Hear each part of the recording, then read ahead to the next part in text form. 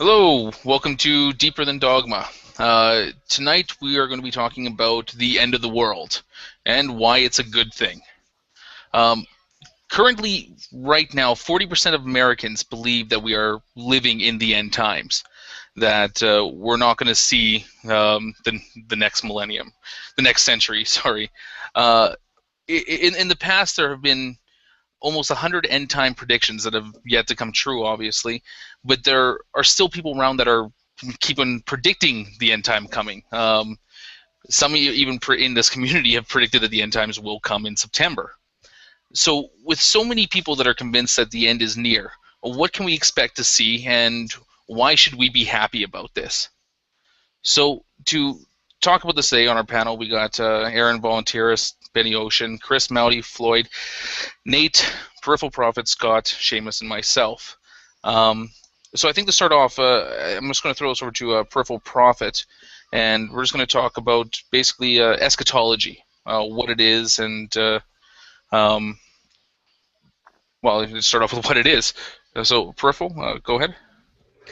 Okay, so as I understand it, eschatology is essentially just the study of the end times. It's a branch within Christian theology. I mean, I guess that you could say maybe there's a branch of Muslim theology, right, that has an eschatological study or something like that. I'm not really familiar with all of their prophecies concerning the end times, but yeah, we understand the Bible to be roughly 30% Bible prophecy. A lot of that has been fulfilled, probably most of it.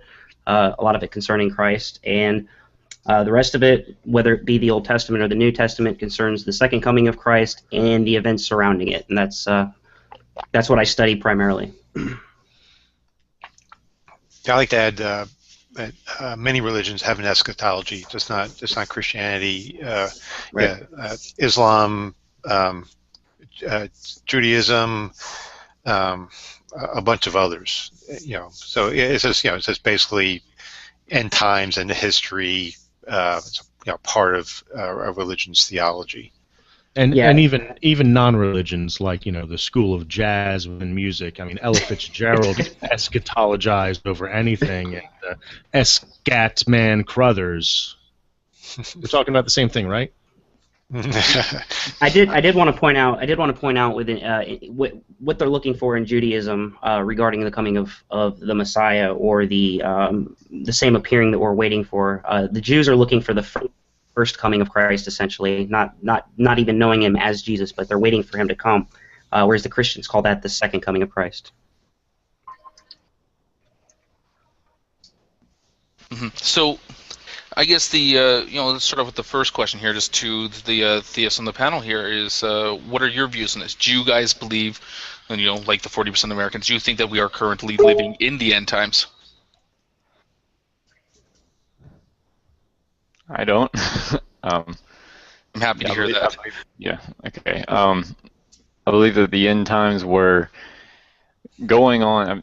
If the New Testament is emphasizing anything, it's that the end times were in their day, that they were living in the end times, and that it was contemporary with their generation. And if Christ reiterated anything at all in the New Testament, he reiterated his coming would be very soon.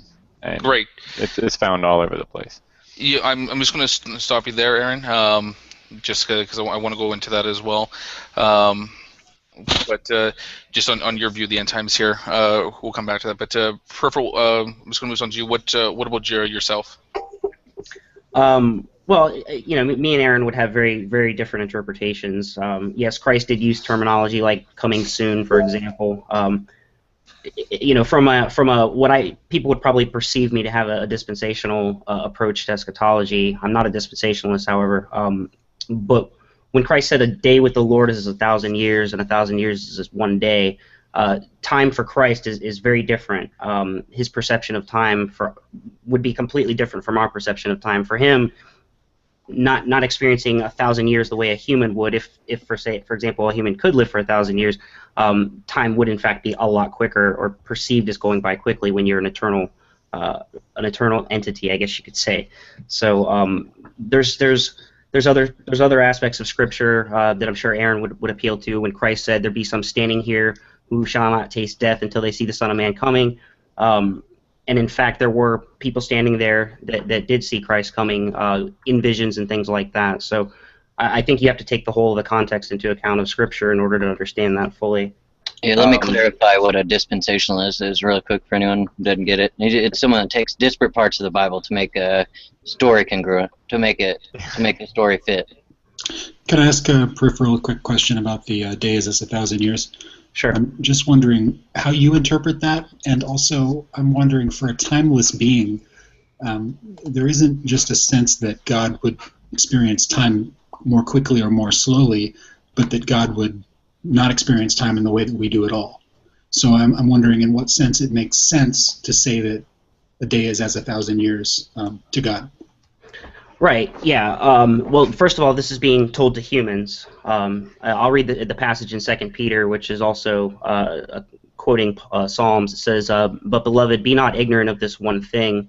Just in the opening of this statement here, he's saying, "Do not be ignorant of this, that a day with the Lord is as 1,000 years, and 1,000 years is as one day."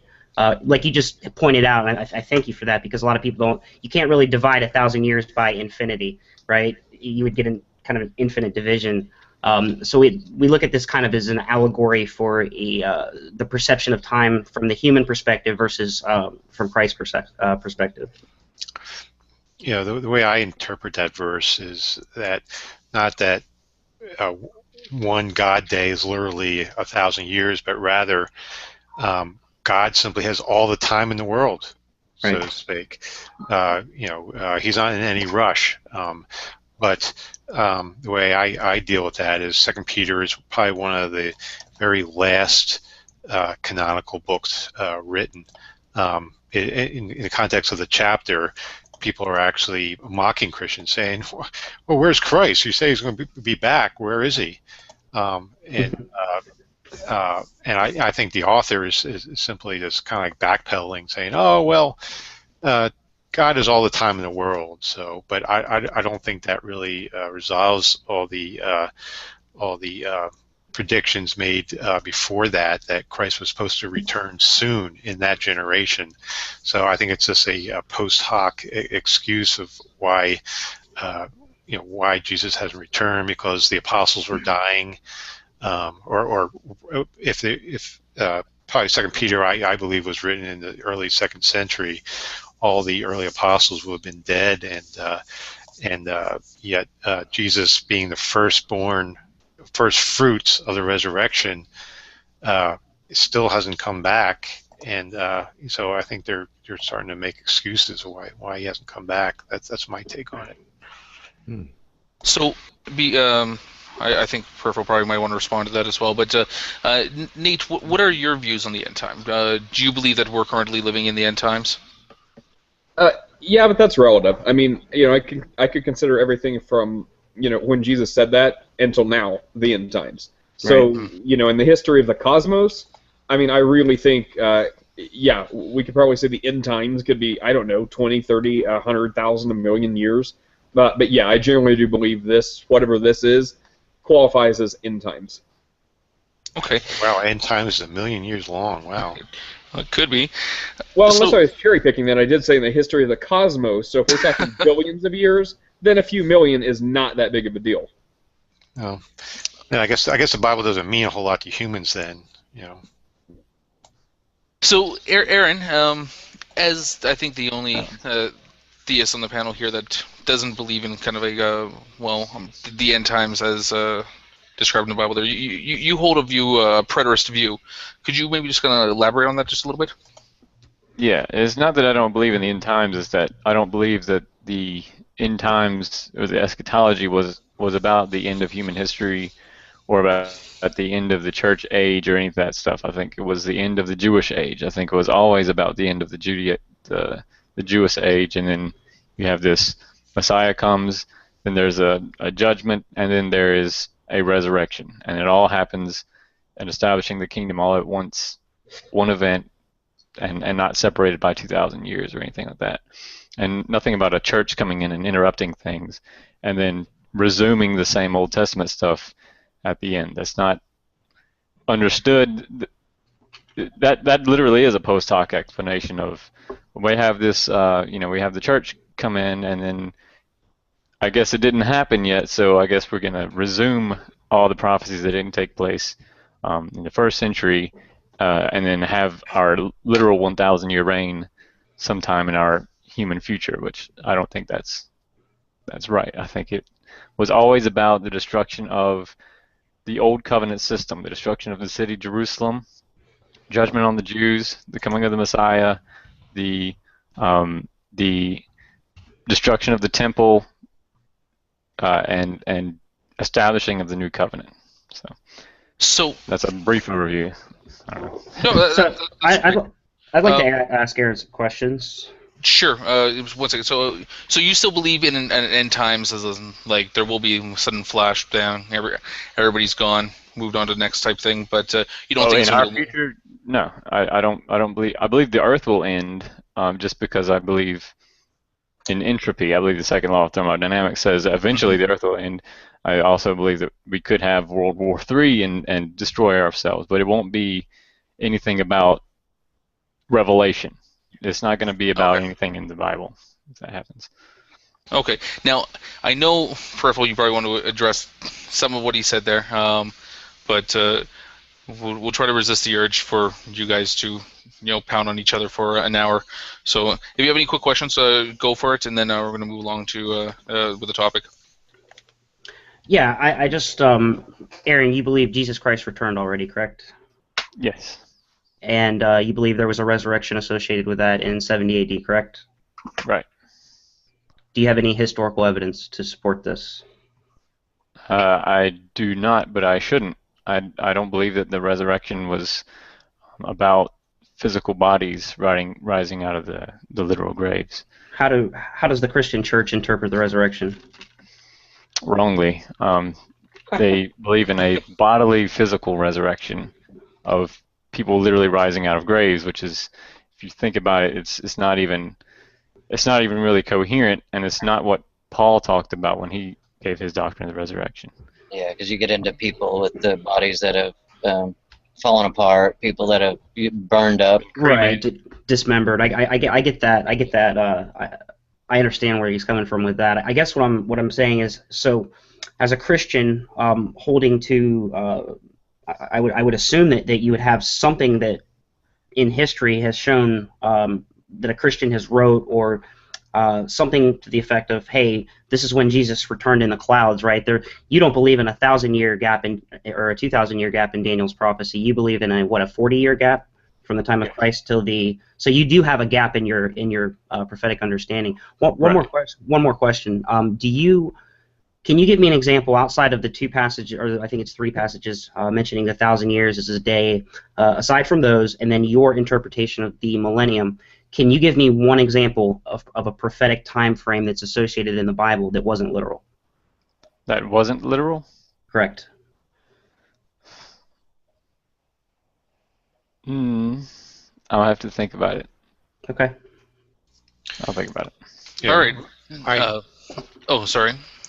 Yeah, my view as far as the resurrection is basically the Bible is not consistent in what it preaches about the resurrection. Like Aaron points out, the so-called 7 authentic Pauline epistles really talks about only the saved would be resurrected, and in 1 Corinthians 15 actually mentions a spiritual resurrection, not a physical resurrection, but that clearly contradicts the Gospels, particularly Luke, where it explicitly says that the resurrection would be physical. But then elsewhere in the New Testament, you have both the saved and unsaved resurrected. Some for glory, others for damnation. So my view is the New Testament simply isn't consistent on what it preaches about the resurrection. Well, there are the general resurrection, that is. There are two resurrections mentioned, one prior to the millennium and one after the millennium. Aaron, was there a resurrection when Christ was crucified and rose from the dead, or when Christ rose from the dead, was there a resurrection at that time?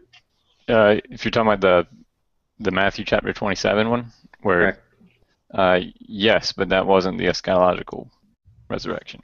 That was just a general question. Okay. Okay. Chris, you wanted to add something in. Indeed.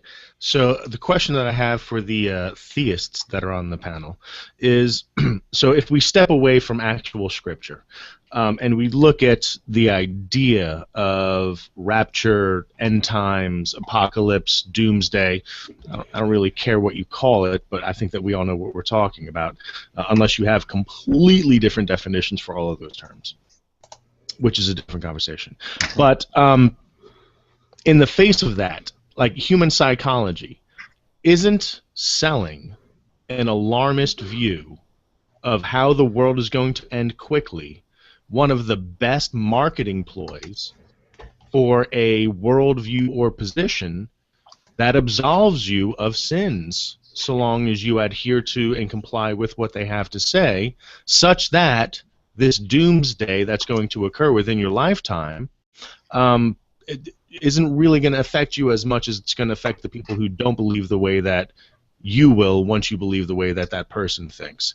And also, I've heard that Christ himself, I've heard called somewhat of an apocalyptic preacher because of the language, in reference to, somebody had mentioned that, Christ used apocalyptic kind of end times talk, and some people have used that as leverage to say that he was himself an end times preacher, saying that nasty, horrible things were going to occur within the lifetimes of the people that were in earshot of him.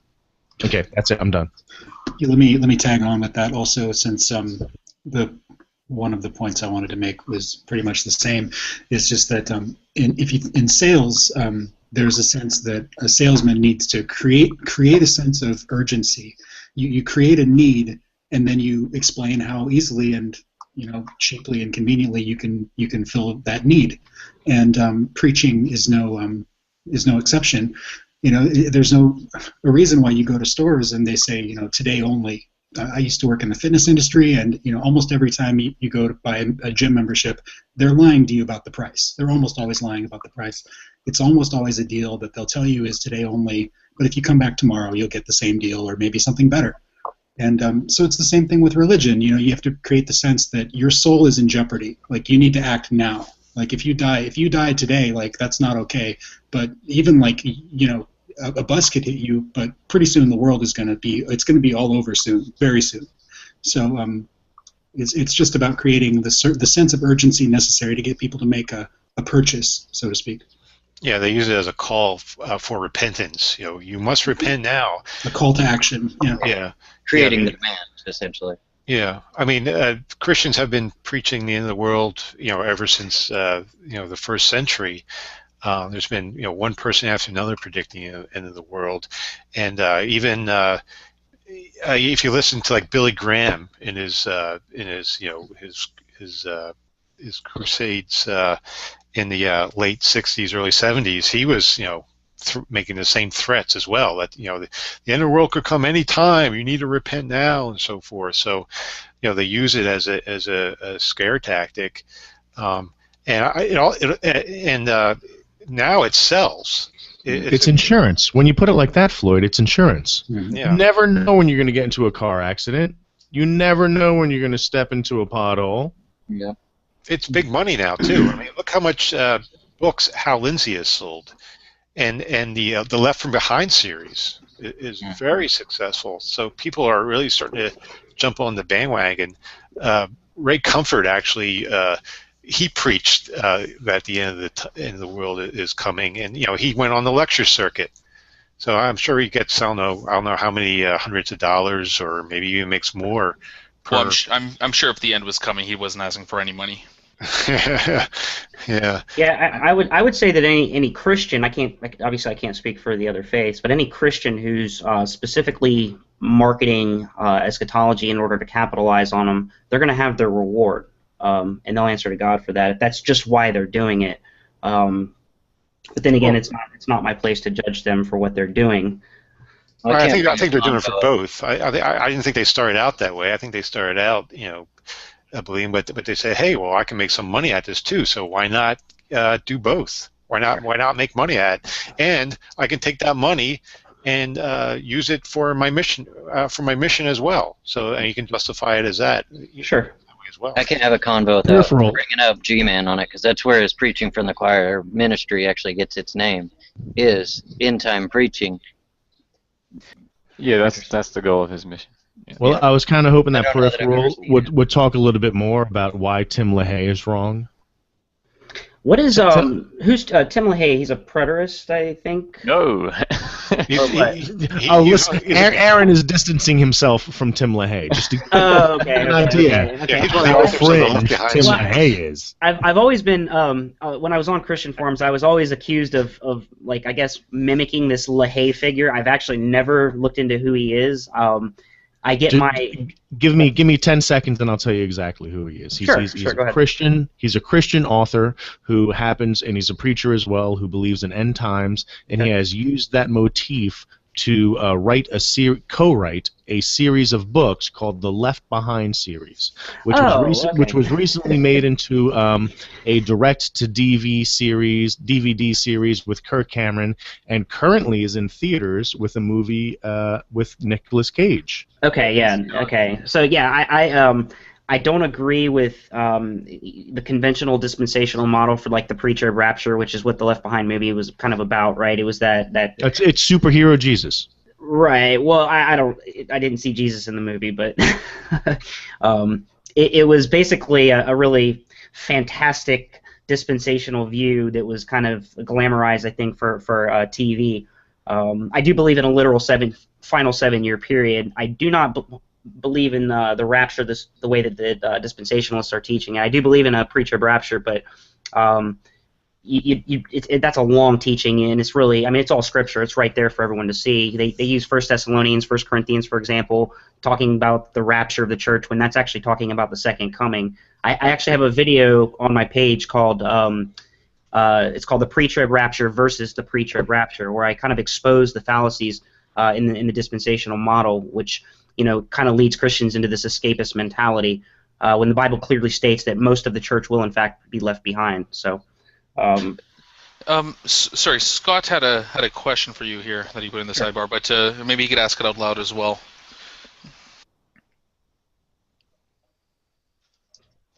What was the question? Sorry. Throughout the last few thousand years of Christian history, there have been tons and tons of claims that the rapture or the return of Jesus was imminent. Early Christians thought that would be happening within a few years or decades. During the 400s, when Rome was falling apart, they all thought that it was a sign of the end of the world. Right. And there have been numerous more recent predictions. So my question is, what makes today special or different? I mean, it's a good question. I would say, first of all, if you guys have all heard these claims in the past, Jesus Christ is returning on this time, in this period of time or whatever, and people were climbing trees and jumping out and they think the time's going to happen and all this weird stuff. If anybody tells you in the Christian church that Jesus is returning on a specific time, be it a day or, like he's coming next week, you need to just not listen to that person. That's a false claim. They have no precedence whatsoever for that. The only thing You rarely hear those voices. It's usually the ones saying that these are the end times. Here are the signs that we see. There Right, are missing, but if those come, then we're in that period of time. Right. Most of the false end time predictions from like in the 1800s when a lot of the cult churches kind of sprung up with all of their false claims regarding the return of Christ. Jehovah's Witness had false prophecies, the Mormons and the Seventh Day Adventists, Ellen G. White, when all that happened, that was prior to the return of the Jews. So if I was alive during that time and I was a dispensationalist, not one of the not like Schofield or something like that, but more like D.M. Panton, the Prince of Prophecy himself, and a few others, Joseph Seiss, they were saying that none of that could happen unless the Jews returned to Israel until there was an Israeli state, right? So anybody making those claims prior to that who actually read what the Bible says should have known that they were wrong. Of course, they ended up being wrong because they could have only ever been wrong. Right now, we do have an Israeli state. We have a rise in homosexuality, the legality of it. We're seeing the events kind of coalesce. The Christians are looking for specific prophecies kind of converging on each other right now, and there's a consensus among the futurist camp that sees these these events that we have happening right now as the actual fulfillment. For example, Ezekiel 38, we need to see Iran, which is Persia, and Russia basically coming together as allies. We need to see Libya, what you're seeing in Yemen right now. All of these pieces kind of falling into place here. There needs to be a huge contention over Temple Mount. You're seeing that right now more than ever, and the world ultimately has to turn against Israel, which the angst against Israel right now is probably greater than it's ever been. It's a hot topic. So yeah, I see all the pieces falling into place beautifully according to Scripture. I understand other Christians may have different views, and that's fine. When it happens, it'll happen, and then I'll be vindicated. Well, this actually, I got a couple questions kind of going down this road, but there's a lot of talk of things like, obviously, like the rise of the Antichrist, Mark of the Beast, Right. all these concepts there, and those seem to be pretty big things that kind of revolve around the whole end times thing. Where are you seeing that? I mean, is it possible to see that? Do you think that you would actually know if you were living in the end times? Oh, absolutely. I need to see peace between Palestine and Israel. In order for that covenant to exist, there needs to be somebody who can mediate that covenant. And so far, no one's been successful. That's one thing that I'm looking for specifically. That peace will come as a result of war in Israel, which is a future event from now. There will be a war bringing about this false peace deal that's going to take place. The secular side of things regarding like conspiracy theories, the Illuminati, all that crap, that's kind of like people that are catching on. There's something going on in the world. They're not really quite sure, and they're trying to understand it how they can. But without the Bible, they're spinning their wheels. The final world empire mentioned in Scripture, what we call the beast, it's a coalition of either 10 nations or 10 ruling authorities, maybe a conglomerate group of nations, say like part of Europe and maybe Africa and part of the Middle East would be one of those ruling authorities. So there has to be a single world empire where we see a coalition of the uniting authorities coming under one camp and under the head of one man, what we call the Antichrist. Then he would declare himself God of this world, and no one can challenge him. Once the actual world has in fact been taken over, so to speak, we've had different empires in the past that they ruled the known world at their time. Right now, the world is so inhabited, right? Because look at the United States, South America. We've had a lot of time go by where different powers have kind of arisen all over the world, but we're all in competition with each other. And once we get a global economy working on the same currency, I think that's what people refer to as the mark of the beast. I've heard the RFID chip thing. I'm not really convinced that that's how they're going to do it, but that's neither here nor there. I think it will be an actual tattoo or an ID of some sort. But yeah, I'm looking for a one world government type of system, not in the same context of the New World Order, because I'm not really familiar with the secular aspect of that. Yeah. So there's not really like implications just on one world currency or one world government. The only things are to it pointing to the end time. There's nothing intrinsic or inherently bad about these things. Yeah. Well, yeah. If there's a ruling authority, yeah. Well, yeah, I meant on a theological point of view. I know your political views on it. Well, I do want to point out that, of course, there are secularists, if that is a label, who believe in these conspiracy theories. But of the people who study conspiracy theorists, they see a much higher correlation with people of the religious ilk who hold apocalyptic theories. Because at the heart of most conspiracy theories is an apocalyptic worldview. Yeah, well, this is not really, when you guys say apocalyptic, I don't know that means, I don't believe that this is the end of the world. When Christ returns, there's still another 1,000 years to go before you could say that this current incarnation of our world would be destroyed and reformed. So this is not like, I'm not presenting an end of the world situation. I'm presenting an end of all of Christ rejecting. Everyone who rejects Christ will no longer be here after this point. So that's kind of where things probably get a little more tense, right? The Christians are, those that are alive and remain will be taken with Christ. Christ will destroy the rest. Yeah, But that's the very reward that marketing your worldview promises, right? That's why presenting the fact that there will be an end of the world at some point, and that believers in the worldview that you're peddling will, not get the shit end of the stick. That's the advantage. That is. I'm not going to say that that's what underpins all apologetics, but I do think that some people who try to convince others that this worldview is worthy of complying with or is compelling in any way, shape, or form, I kind of think that that's a tactic. And nothing, I have to admit, nothing about what you're saying about, the very scholarly and academic way that you're approaching, the Bible and stuff like that. That's just detail. To me, that's like angels. How many angels can dance on the head of a pin? It's just like, yeah, but it's still you're selling the end of the world, where your worldview makes things turn out better for the people who believe it. Well, nothing has deviated from that. That's implying that, first of all, that's why I'm doing it. I don't really know that. I think the focus in Christianity is on Christ, not necessarily some escapist mentality. I would say if you're doing it, if you're becoming a Christian just to escape what's coming, then you've really kind of missed the mark. I mean, being a Christian is about the love for Christ. Yes, is that a benefit? Sure, absolutely. I get to be with my Lord. That's a promise given to me. But that's not necessarily why. Whether you dying in the flesh is not really my concern as far as what happens to you in eternity. So I'm appealing to that aspect when I'm trying to spread the gospel and bring someone to Christ, is so that they can have that eternal place with Christ. Benny, you wanted to add something there? Yeah, just something I was looking into before we started was one of the most commonly cited passages when talking about the end times. This comes from Matthew 24, and I was going through and looking, trying to figure out, trying to piece together what it means, pretty much from verse 1 to verse 31.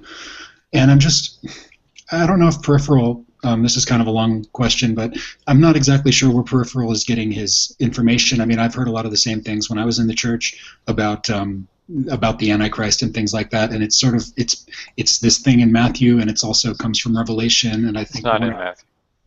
Well, this thing in Matthew, it talks about the return of the Son of Man, the end of the tribulation. The sun will be darkened, the moon will not give her light, the stars will fall from heaven, and the powers of heaven shall be shaken, and there shall appear, verse 30, the sign of the Son of Man in heaven, and then all of the tribes of the earth will mourn, and they will see the Son of Man coming in the clouds of heaven with power and great glory, and he shall send forth his angels with a sound of a trumpet, and they will gather together from the four winds. Anyway, this is a picture of Jesus returning somehow, and I mean, I guess this has already happened if Preterism is correct. Yes, but okay. I don't know to what extent this is supposed to be symbolic, and to what extent this is metaphorical, or what you want to call it. It is. Well, go ahead. Okay, so basically, this is a verbatim quote from Isaiah chapter 13. If you go to Isaiah chapter 13, verse 10, you will see that this is a prophecy about the destruction of Babylon, literal Babylon in the Old Testament. The burden of Babylon, which Isaiah, son of Amos, did see, lift up a banner upon the high mountain and exalt the voice. Okay, and then verse 10, for the stars of heaven and the constellations thereof shall not give their light. The sun shall be darkened and is going forth. The moon shall not cause her light to shine. I will punish the world for their evil, and the wicked for their iniquity. I'll cause their arrogancy, so on and so forth. He's using the Old Testament imagery of judgment that happened in 586 BC. No Jew would have said that literally happened, where the stars fell from the sky. In fact, that's impossible for stars to fall out of the sky. No Jew would have said that was literal then. They didn't know that the stars couldn't fall. We know now that the stars can't fall from the sky, but someone writing down a prophecy 2,500 years ago might well have thought that stars could fall. I mean, I had to tell this in my real life. I had to tell someone that shooting stars aren't actually stars. I mean, like I've actually had that happen, and it was someone I don't want to admit who it is, but it's somebody related to me. So, and yeah, so I mean, people do think that the stars can fall. Right. Yeah. But yes, it's obviously metaphorical, though. I mean, the Now, now So- that we know so- the stars can't fall, it is. I think what Aaron's saying is Christ is basically giving a prophecy of something that already happened. Is that Right, Is that how, yes, how it's- to understand? So he's giving a future yes. account of something that already happened. yes, it's called accommodative use, where you apply the situation that was going on in the past to your current situation. And so a first century Jew hearing that is going to immediately bring that in their mind and say, okay, this is judgment. This is the language in all of the prophetic books, not just the ones, not just Isaiah, not just the first part of Isaiah. All throughout the prophetic literature, there is decreation narratives, talks of destruction of heaven and earth, in situations where heaven and earth were not destroyed and where it wasn't expected to be destroyed. And like, I mean, if on one hand you say that the book is written after the fact because the prophecy came true, and on the other hand you're saying it's written before the fact and they actually thought it was going to happen, I mean, you kind of have to, like, which one is true? You know, you're stuck with one presupposition will rule out the other argument. Well, most, philosophy aside, you don't really see too often in the Bible prophecies given for past events. Typically, and almost in every case that I can think of, every prophecy concerning an event was in fact future. You may see some of the similar language, but yeah, you're gonna. I mean, again, you're gonna have a hard time convincing me or most of the church that your view is correct. Well, I mean, When was Matthew written? When was Matthew actually written? I believe prior to 70 AD. I agree with that. Is that what the scholarship? Is that what the modern scholarship would converge on that same? Well, modern scholarship is not allowed to date it early because it's basically all about the destruction of Jerusalem. And so if you're going to take what Matthew is explicitly teaching, you have to, if you're being historical, you got to say, okay, this is written after the fact. You can't get away with saying this is, unless True you're saying the prophecy. prophecy came true, because you would literally be fulfilling it. But history can't do that. So, I dated after 80 CE with redactions even added later. So Aaron, when Christ returned, one of the things when he ascended that the angels told the people standing around was that Christ would return in the same way that he left. Zechariah 14 concerning this prophecy says, "In his feet shall stand in that day upon the Mount of Olives, which is before Jerusalem on the east, and the Mount of Olives shall cleave in the midst thereof towards the east and towards the west." Can you show me when the Mount of Olives was split in half at the second coming of Christ historically? It wasn't, although the if Zechariah is actually, there's two ways to take that. You can take the first and second coming as if happening in generations, being all things that would happen in that day. Jesus literally did stand on the Mount of Olives. The Olivet Discourse is literally him being on the Mount of Olives. Speaking. Right. This is talking about his return, not the Olivet Discourse, though. Right. And then the other way to see it is that he came back in judgment, but he's standing on the Mount of Olives as opposed to Mount Sinai, because Deuteronomy chapter 33 verse 2 speaks of the Lord God Yahweh coming down to Mount Sinai, giving the law in a way that didn't actually, yes, I pronounced Sinai weird, sorry, Sinai? in a way that didn't happen in the narrative. It says that Sinai, I guess that's a better way to pronounce it. That's how we. So he came down to Sinai, and he had 10,000 angels, and he gave this fiery law. So the Lord is descending, and he came down. He set his foot on the mountain with 10,000s of his saints, and then he gave this fiery law. Daniel reiterates the same thing, where the Ancient of Days comes down, and he is with all these saints, and this fiery stream comes out. Zechariah in the verse prior to that, I believe, says the same thing about him coming down and with all these saints. 1 Thessalonians chapter 4, Paul says he's coming down with a shout, and prior to that he said that that he'd be coming I can't remember the quote off the top of my head, but yeah, it's all over the place in the Old Testament. It's reiterated in the first So, Thessalonians. Go ahead. I'm sorry. You brought up Thessalonians 4 there, which I believe refers to the rapture, right? No, there is no rapture in the Bible, according to my view. Okay. And according to Peripheral's view, it's not the rapture, it's the second coming, which I agree with. Yeah, 1 Thessalonians is talking about the second coming of Christ. That's not the rapture. Okay, so the Hollywood image of the rapture, of the all of a sudden the all the born again believers just being sucked up to heaven. Do you believe that's going to happen? Peripheral? I believe the rapture of the church, first of all, is explicitly detailed in Revelation chapter 12, specifically verse 5. Now, as far as all the Christians just going to get whisked away, no. The rapture is a judgment on the church. Judgment starts in the house of God. So when you read the book of Revelation, for example, the first few chapters, Christ is actually rebuking the church. He's not saying, woe to them that believe not, right? He's admonishing the church. He's saying, listen, you guys have some issues you need to work through. Some of you are buying into false prophecies or false prophets. Some of you have left your first love, which is Jesus Christ. Some of you are lukewarm. What we understand is once a week Christians, they show up on Sunday but don't really do anything for the faith, don't really witness to anybody. They just go to church to get their spiritual fill, and then they go out and act like everybody else for the rest of the week. So when we look at the rebukes that Christ has for the church, there's only one church, the Church of Philadelphia, where he actually gives a promise for escape during this period of time. So you're going to see most of the Christian church left behind. Yes, there will be a small remnant of believers that do hold faithful to the teachings of Christ and are what I would call a pre-tribulation overcomer, someone who's already willing to give their life for Christ and is in a place where they're ready to go into tribulation before it even happens. So Daniel also talks about this in chapter 11.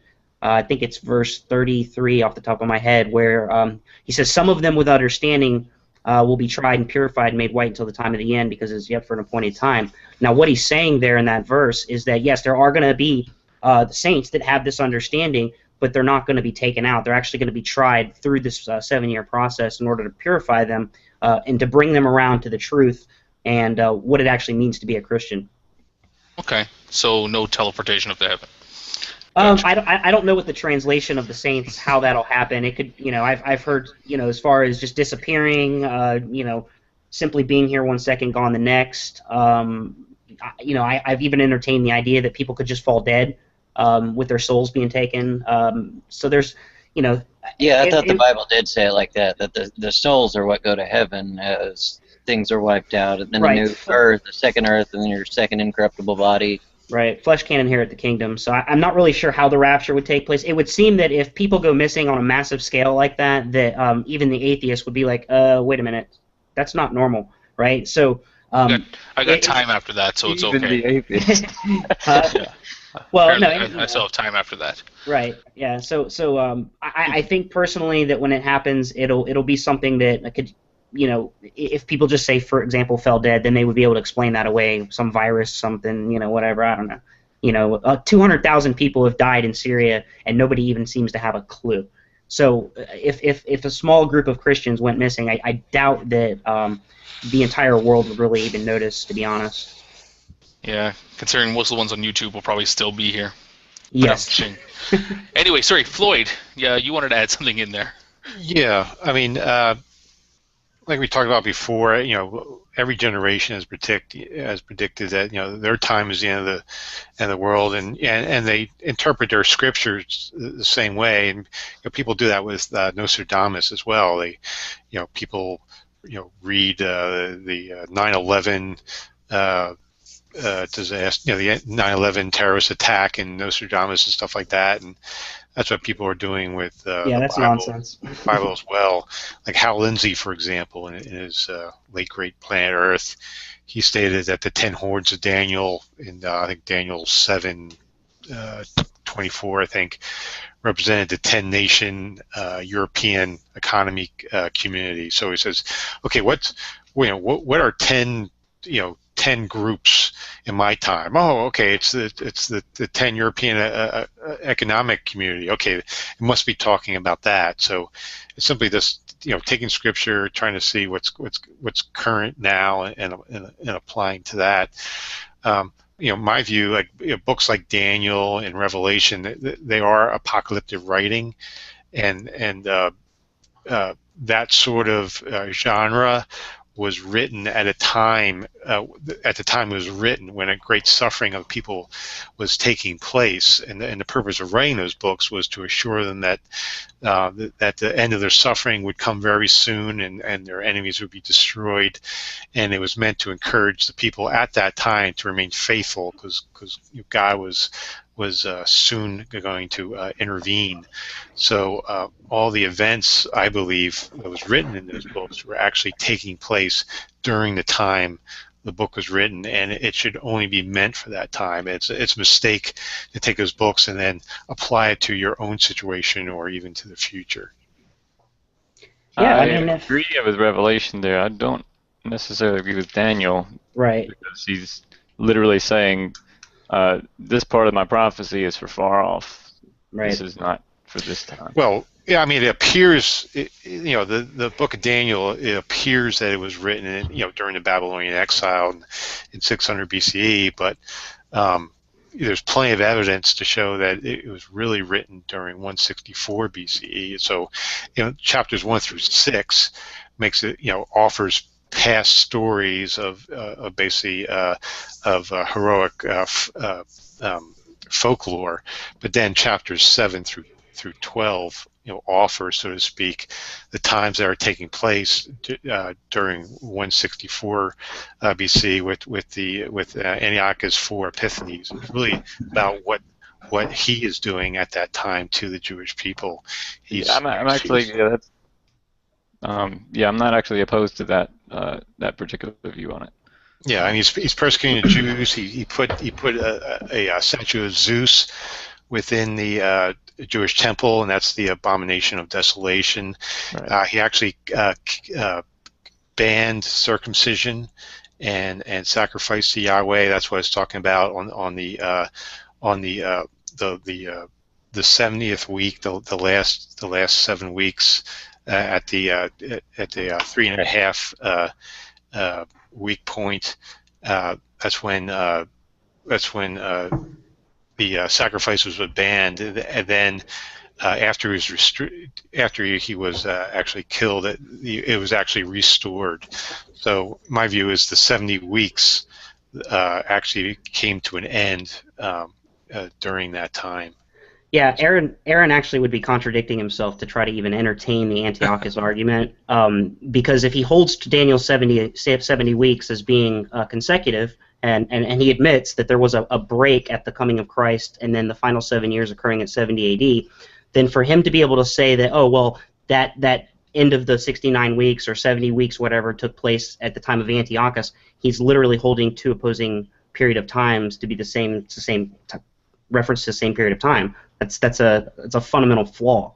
Okay, two things. First of all, most of the prophecies in the New Testament are taken from books that are written about a contemporary context of the author, and they are applied through accommodative use in the New Testament to what was going on. Secondly, the things that happen in the 70 weeks prophecy, if you look at what it opens it up with, okay, 70 weeks are determined upon thy people and upon thy holy city, namely Jerusalem. Okay. To finish the transgression, to make an end of sins, correct, to make a reconciliation for iniquity, to bring in everlasting righteousness, and to seal up the vision and prophecy, and anoint the most holy.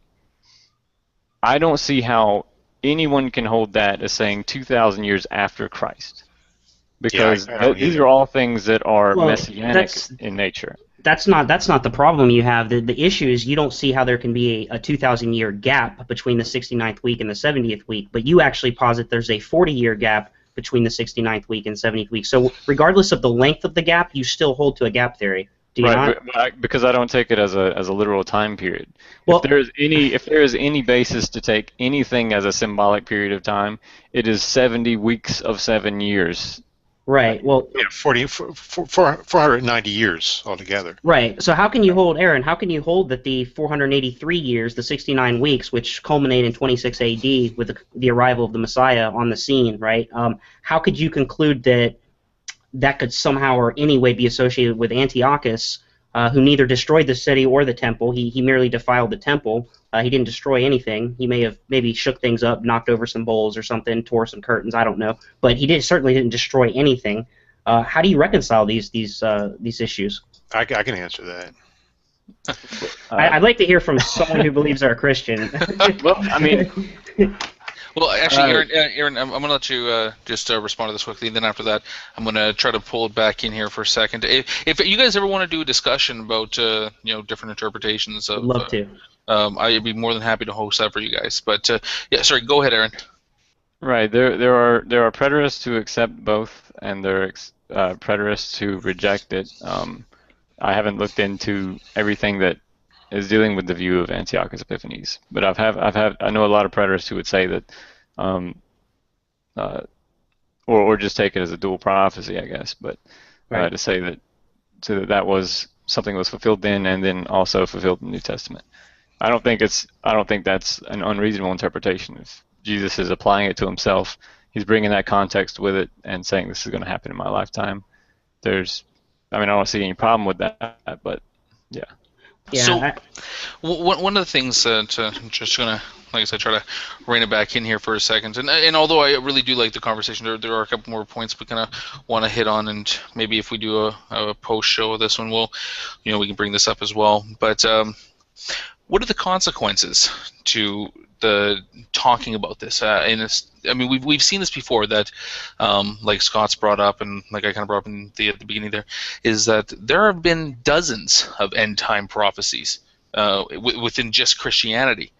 I think one of the sites I was looking at is that about like 85 right now. And we've seen some of these in modern times in the last few years, where people go out and they'll sell everything. People are so convinced that the end times are coming, or that they have these interpretations that the rapture is going to come, and like you said, their soul's going to be gone, they're going to fall over dead, or whatever. How do you think that this is a good thing to be spreading? Do you think that talking about this is a good idea? First of all, there's no prophecy that other than Daniel's prophecy, which had a chronology associated with it. There's no prophecy in the Bible where you should be speculating on like a specific, if I was to say Christ is coming in 2025, that's kind of arrogant. That's basically saying that I have some insight into the future that I may not really have.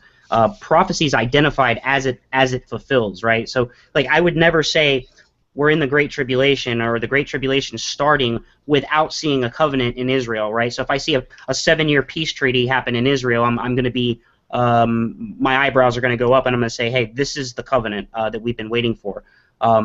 Even a Christian who understands the prophecy is still dependent on the fulfillment in order to say, hey, that's what it is. I can speculate maybe, but to sell it as saying, hey, I know exactly when this is going to happen. This is, you need to prepare for this period of time. Go buy food, stock up. That's just creating hysteria, and I ultimately would probably advise against that, given that Christ did say that, we're not going to be able to narrow it down to like a day or an hour or something like that. Yeah, we'll know the season, we'll know the events, but we're not there yet. So I do see a lot of, and I hate using this word just because I don't like it, but I guess it's called fear porn. I don't know if anybody's ever heard the term used. Yeah. Fear, selling fear, marketing fear.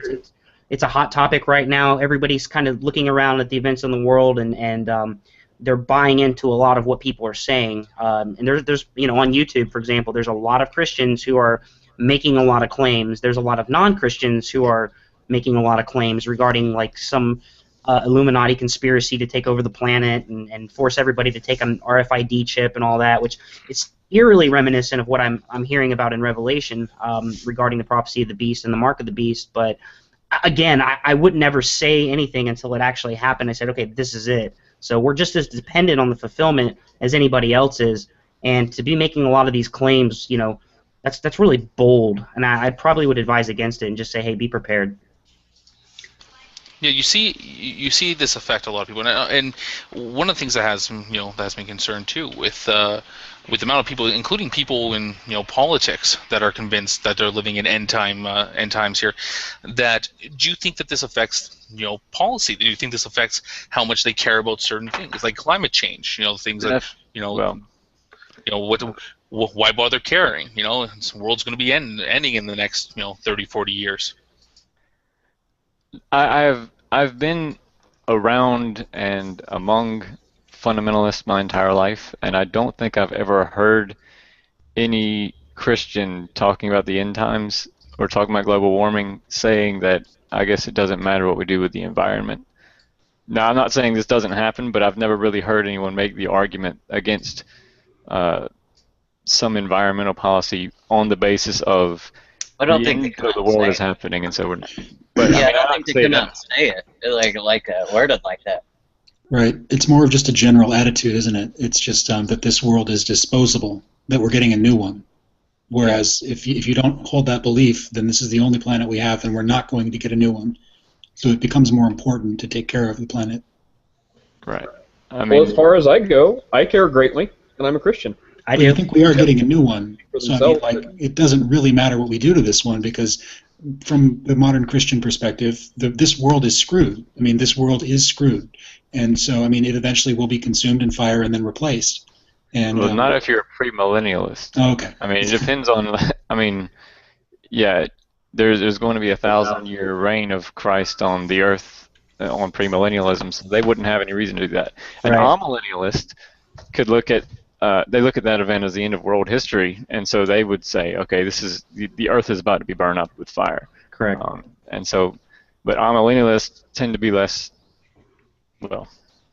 What about policy? I think I heard Matt Dillahunty point this out once, where it was if you go into a restaurant and you order a steak, and the waiter brings your steak, did he fulfill your prophecy of getting that steak?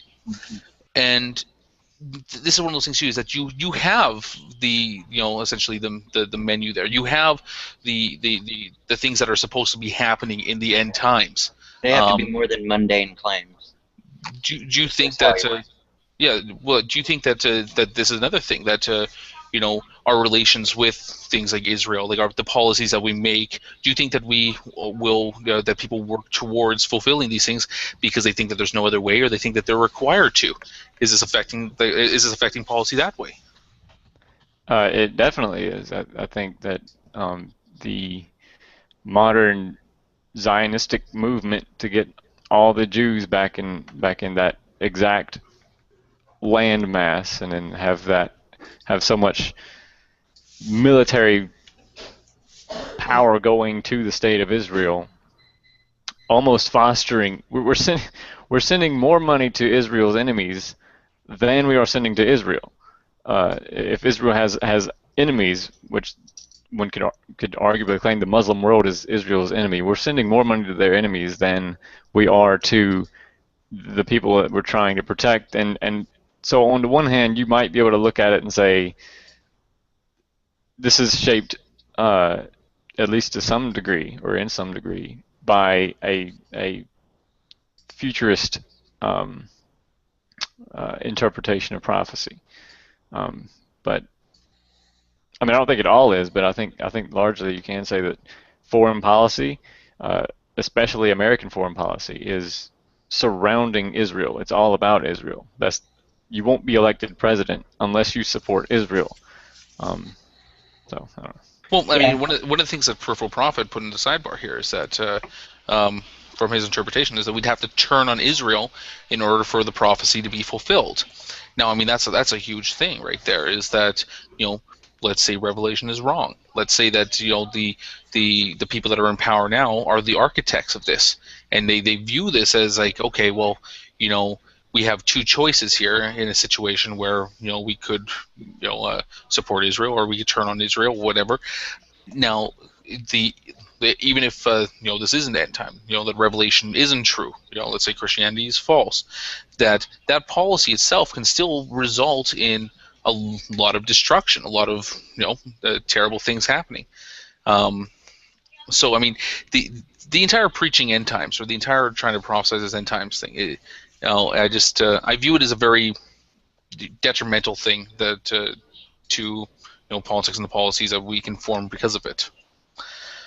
I wanted to say Zechariah chapter 12 verse 3 tells us that all nations have to come against Israel. So, if you guys think that like what Obama's doing is kind of weird, in light of how presidents have traditionally viewed Israel, it has to happen. It's going to happen, and we ultimately will turn on Israel. That's I can say that with full confidence because I know it's coming, but you'll just have to wait and see it, the full manifestation. But just to answer what you said, Sokka, I haven't really actually thought about that regarding like policy concerning how certain politicians who do affect policy hold to certain views.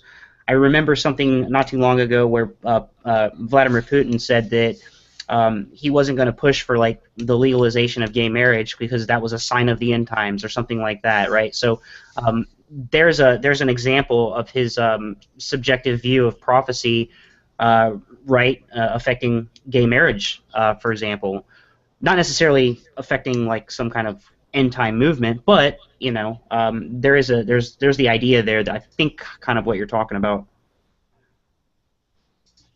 Just to respond to one of the points I brought up earlier that Aaron kind of addressed there, that Paranor put in the comments there, is regarding global warming. Representative John Shimkus from Illinois was quoted saying, "Global warming can't destroy humanity because flood won't kill mankind." Exactly. So that was that's just an example. That's true. Yeah. You're not going to flood the Earth with ice caps. You can flood places, but yeah, I understand what you're saying. It's also a vast oversimplification of what climate change actually does. We're not all going to be drowned to death. It's lack of water is a much bigger problem than death by drowning. Yeah. So it's backwards, actually. I encourage anybody that's watching, if they have any questions regarding the topic, to feel free to put them in the comment section, and if I see them, I'll ask them there. But I guess probably one of the last points that I kind of wanted to move on to in this discussion here was, are we looking forward to end times? Are you guys looking forward to end times? Is this something that you guys are waiting anxiously for, I guess you could say? I guess I'll go ahead. I'm sorry, Aaron. Yeah, I know why futurists look forward to it, and it's not because they want to see destruction and murder and all that other stuff. It's because on that worldview, there is literally a golden age of 1,000 years of peace with Christ living on earth to the very end, and you have that final resurrection at the very end after the other war. But it's basically like an end of sin. The lion will lay down with the lamb, and all that other stuff will happen. Peace on earth forevermore, and sin will be the curse of Adam will be removed, and by that they mean that there's no more biological death, there's no more pain, suffering, and all that stuff at the very end. That's what they're awaiting. They're not awaiting war. Now, some people are. Some people are saying that I see wicked people in the world, and through a very kind of through that mindset, they say, I want, these wicked people suffering, this is justice, and so I want that to happen. And so they're looking forward to it, and sometimes kind of like a bloodthirsty way. But by and large, I think that most Christians look forward to it because it's the end of all this physical world that they have a low view of. Yeah, I'll clarify the futurist position on that. What we're looking for is definitely, and I thank you, Aaron, for being so honest and saying that. I've actually heard some preterists, not even full preterists, just preterists in general, say that we're looking forward to the destruction of the Jews or the end, all the mayhem and chaos that's going to go on. The reality of it is that, it breaks my heart to think about the destruction and all that aspect of what's going to take place, all the souls of those that are lost, the death and things like that. That breaks my heart. The only thing that I'm looking forward to is Christ, which is that's it. I can't really expound on that other than I'm waiting on my Lord and Savior, and that's what I look forward to the most. The other stuff, man, I don't look forward to that. Just because a lot of Christians are, understanding that we may have to give our lives for that, and while the thought may be uncomfortable, ultimately I would still die for my faith. I would never kill for my faith, but I would die for my faith. What would you, Nate? Yeah, there's nothing else I'd add to what Justin said. I think he explained my position as well. Great.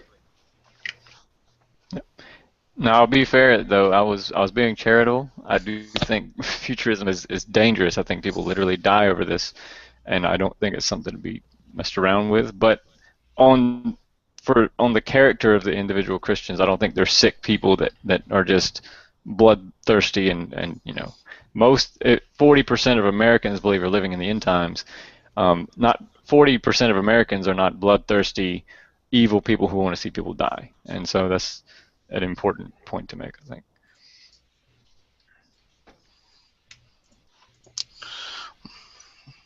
Do you have something else to say, or Sokka?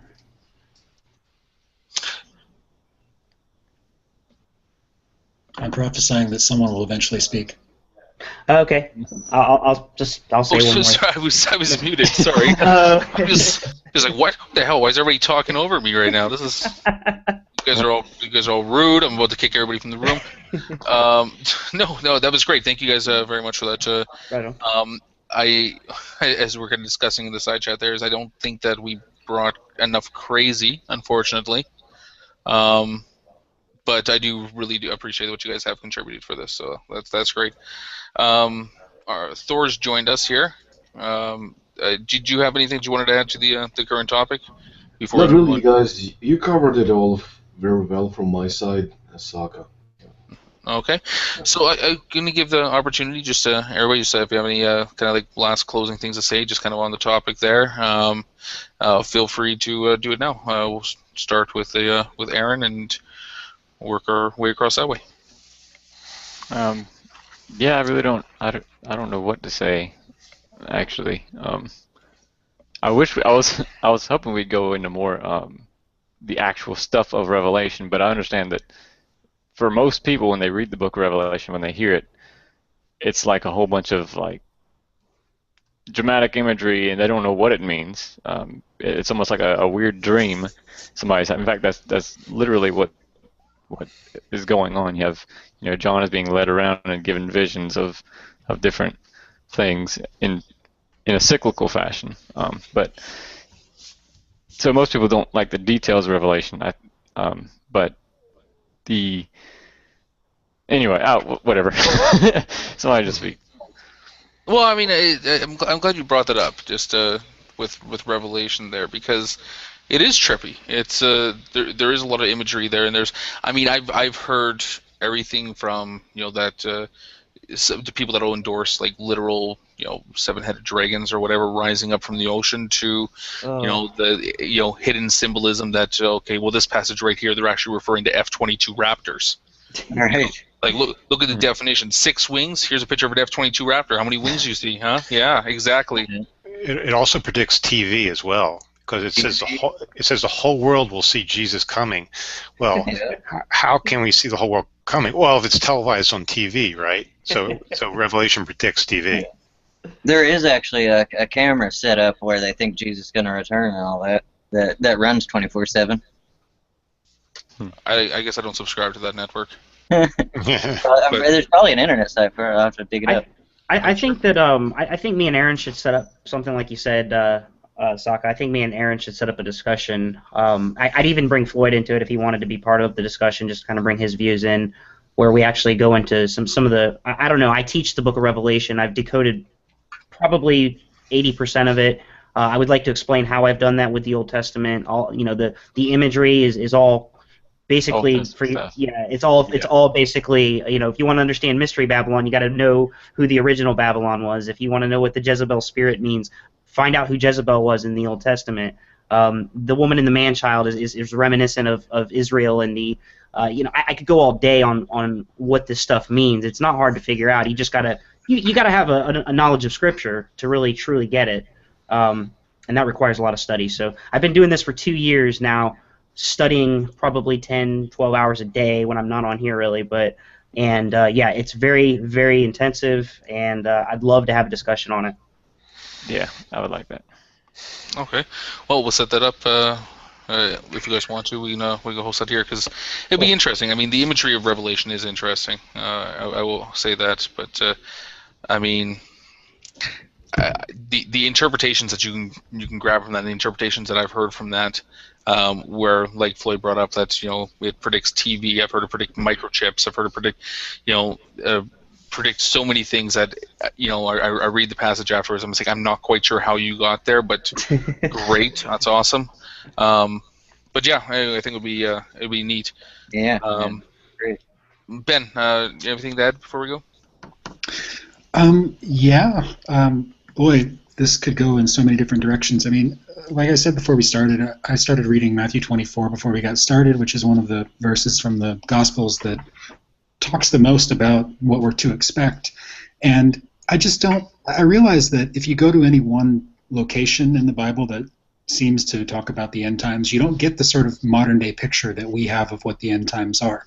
You don't get the idea of the Antichrist or the tribulation or the 1,000-year reign it's all sort of stitched together from various parts of the Bible to try to tell one harmonious message. So I mean, when I go through, and I've just done this, and I take notes, Matthew 24:5, false Christs, wars and rumors of wars, famines and earthquakes, people are killed for believing, there will be false prophets and falling away from the faith, those that endure to the end will be saved, the gospel will be preached to the whole world, and then the end will come. The abomination of desolation, sometimes thought to be the Antichrist, flee to the hills, don't get your stuff, just go, woe to the suckling infants. Some people use verses like that one to say if the days had not been shortened, no flesh would have been saved. But yet you were just told, flee to the hills to get away from whatever is happening. Flee from Judea, go to the hills. So no flesh will be saved where? Well, apparently in Judea. I mean, this doesn't seem to apply to the whole world if you're able to just flee to the hills to escape it. But then you have modern people saying, well, this is talking about a worldwide event where all flesh, literally all flesh. So, I mean, the way this actually becomes reworked and understood by modern people and re-understood with each generation, recontextualizing these things into their own modern narrative of whatever happens to be going on, it's just too flexible. These prophecies are too flexible. I think of it similar to the way I think about Nostradamus or other sort of mystics, that unless you can make an actual prediction like the way scientists can make predictions or something, you really don't have much. So I don't know what else to say. I mean, these Bible stories, they don't mean much to me. Even when I was a Christian, they didn't mean much to me. I thought something like what we see in Revelation, you can't really make a lot of sense out of it. You just try to tell a story that makes sense, but the Bible actually you can make says sense out of that, it, but I can't. well, the Bible actually says that the non-believer would not be able to understand it. So I was a believer, and I still couldn't make any sense out of it. As a believer, I couldn't make any sense out of it. I mean, I could go along with what everybody else was saying, but that wouldn't be me actually understanding it or making any sense out of it. It would just be me going along with the group, with group consensus. All right. And so, at the risk of going on and on, I'll stop there. So thanks, Sokka. Okay, Floyd. Yeah, I mean, actually, it makes all sense to me. I'm from the higher criticism school, so that's the way I approach the Bible. And Christian eschatology is a big deal to me. One of the major reasons why I reject Christianity is because I believed Christianity has a failed eschatology. I believe that the New Testament writers believed Jesus would return in their generation, and it didn't happen. So I think that alone is sufficient reason to reject Christianity. So again, eschatology and the failure of it in Christianity, in my view, is a strong reason why I reject Christianity. Okay. Peripheral. Any last words? Yeah. Other than Before end times? Yeah, I'm definitely I'm looking forward to expounding on the Book of Revelation in the future on this show. Thank you for having me on here, and if you guys check out my page, Peripheral Prophet, I teach on eschatology. I'm in the process of getting my site up and running and all my data uploaded. So, but if you have any questions, let me know. Cool. Okay. Scott, how about yourself? No, I'm good, thanks. All right. Xbox, any last words? Yeah, no, I really don't have anything to add. It was a great conversation. I enjoyed it. Okay. So yeah, that's going to be it for tonight. I want to thank everybody for coming on again. This has been an interesting discussion. I really wish we could have expanded on a little bit more of it, but like most things, once you start getting into, you realize that there are certain things that are a lot deeper and probably can talk about for 8 hours if we really wanted to. Well, at least Peripheral can. So, yeah, thanks everybody for tuning in. We'll be back again next Friday. After that, I'm probably going to be off for a week, but we'll be coming back again shortly. So, anyway, thanks for tuning in, and see you guys later.